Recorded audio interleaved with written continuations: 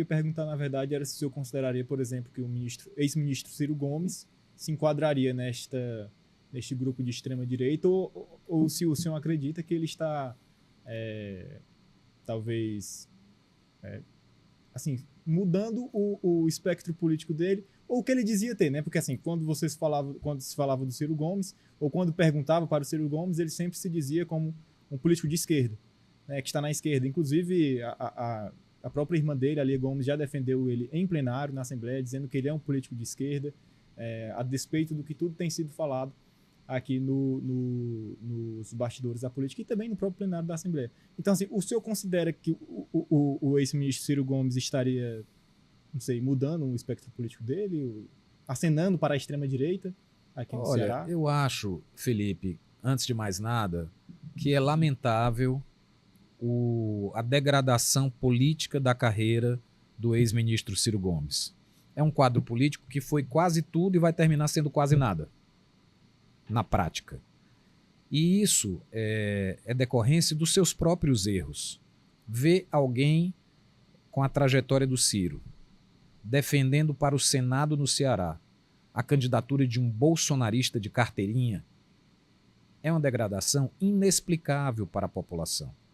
Então, os resultados das urnas nas últimas eleições já demonstram claramente o erro crasso cometido pelo ex-ministro Ciro Gomes quando ele abandona um caminho de construção democrática e envereda, talvez por contradições pessoais, por frustrações pessoais, em um jogo de alianças políticas que não se justificam para a população em torno de um programa plausível. Então, o Ciro, na minha opinião, hoje, essa é uma grande pena em função da degradação de sua trajetória política que se desmilinguiu ao longo do tempo.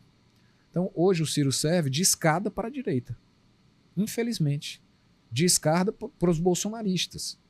E sempre que é necessário pensar uma frase polêmica que pode render uma matéria na imprensa para desgastar o governo do presidente Lula, aí o Ciro é resgatado para que essa declaração seja utilizada. Isso serve para alimentar o ego de alguns que acreditam que é possível esse tipo de posicionamento político florescer, crescer no Brasil.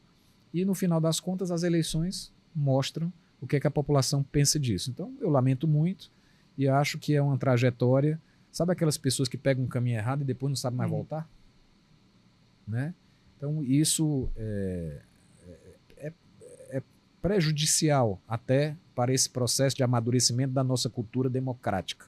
Quando a gente vê o que aconteceu recentemente no país com um ex-presidente que patrocinou uma tentativa de golpe que envolvia tentativa de assassinato do presidente eleito e o ex-ministro Ciro Gomes, com a estatura política que adquiriu, calar sobre a condenação de Bolsonaro, isso é muito grave, muito grave. É irreparável, é imperdoável, né? E acho que perde não só o ex-ministro, como aqueles que historicamente o acompanharam no seu grupo político. O senhor acredita, até desculpa perguntar novamente sobre ele, mas o posicionamento dele em 2018, nas eleições gerais, no segundo turno, de, na verdade, não se posicionar, né, ou em relação ao Bolsonaro ou em relação ao Fernando Haddad, contribuiu para que o bolsonarismo se fortalecesse?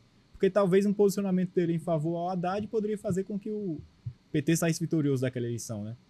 Olha, eu acho que contribuiu, e naquelas circunstâncias em que nós sabíamos muito claramente o que é que o Bolsonaro representava, qualquer omissão era uma omissão criminosa em relação à democracia. Está aí o resultado. 700 mil brasileiros mortos na pandemia. O Ministério da Educação discutindo besteira durante 4 anos, trocando ministro toda hora, né, quando nós tínhamos desafios muito grandes que só foram retomados agora com a bem-vinda presença do ministro Camilo Santana. A destruição de várias políticas públicas, do Minha Casa Minha Vida, né, do programa Luz para Todos, dos programas de financiamento da agricultura familiar, da extinção do Ministério da Cultura. Isso tudo foi muito grave, né? Então, as consequências dessa omissão, elas foram criminosas diante da população que precisa do Estado com essas políticas públicas. Então, eu considero que esse tipo de caminho é um caminho que já foi julgado pela população e que nessas eleições que virão, e acho que as pesquisas começam a apontar isso, mais uma vez a população vai escolher a democracia, né? E aqueles que estarão nesse campo, porque a gente não precisa pensar igualzinho para estar em defesa da democracia. Aqueles que estarão nesse campo, eu penso que terão o apoio da nossa população. É isso que as pesquisas estão começando a demonstrar.